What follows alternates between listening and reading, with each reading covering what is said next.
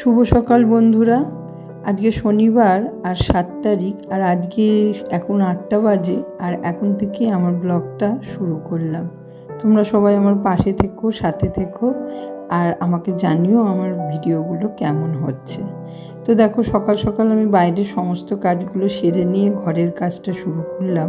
আর বিছানা মাদুর সমস্ত কিছু গুছিয়ে নিয়ে ঘরদোর ঝাঁটফাট দিয়ে নিয়ে আমি কিছু জামা কাপড় জমে গেছিলো সকাল সকালই কেচে নিলাম। আর আজকে ছুটির দিন, সেই জন্যে আজকে বেরোনোর ব্যস্ততা নেই, তাই ঘরের সমস্ত কাজ সামলে নিয়ে কিছু খাওয়া দাওয়া করলাম, ওদেরও কিছু খাইয়ে নিলাম, নিয়েই আমি বসে গেছিলাম তোজোকে পড়াতে। আর সামনে ওর পরীক্ষা, ওই জন্যে চাপটাও অনেকটা বেশি, কারণ সিবিএসসি বোর্ডে পড়ে, তো সিবিএসসির ফাইনাল এই মাস থেকে শুরু হবে শেষের দিকে। আর এই ছুটির দিনে আমার যতই ব্যস্ততা থাকুক, তবু আমি ওকে কিছু না কিছু দিয়ে ব্যস্ত রাখার চেষ্টা করি। আর ব্যস্ত না রাখলেই ও সেই কী করবে, তখন ও টিভি নয় ফোন এইসব চাহিদা করে। তাই জন্য ওরই পছন্দের জিনিসগুলো দিয়ে ওকেই ব্যস্ত রাখি।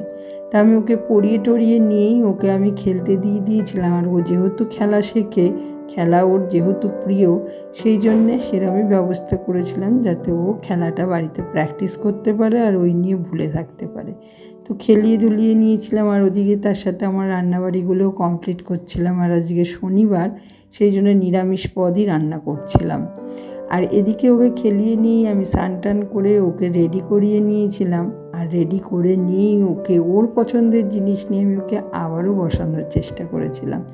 ও খুব সুন্দর আঁকে এবং আঁকতে ভালোবাসে। যদিও আমি ওকে কোনো আঁকার জায়গায় দিইনি, তবুও ও নিজের মন মতন করে যতটুকু আঁকে, ভালোই আঁকে।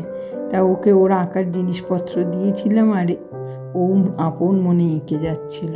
তো আমার মনে হয় বাচ্চাদের মনের মতন জিনিস দিয়ে ওদেরকে যদি ভুলিয়ে রাখা যায়, তো অন্তপক্ষে ওদের শিক্ষাটাও বাড়ে, আর তার সঙ্গে সঙ্গে এই টিভি দেখার যে প্রবণতাটা বাচ্চাদের মধ্যে আছে, বা মোবাইলে কার্টুন দেখা, সেইগুলোর প্রতি আসক্তটাও অনেকটাই কমে।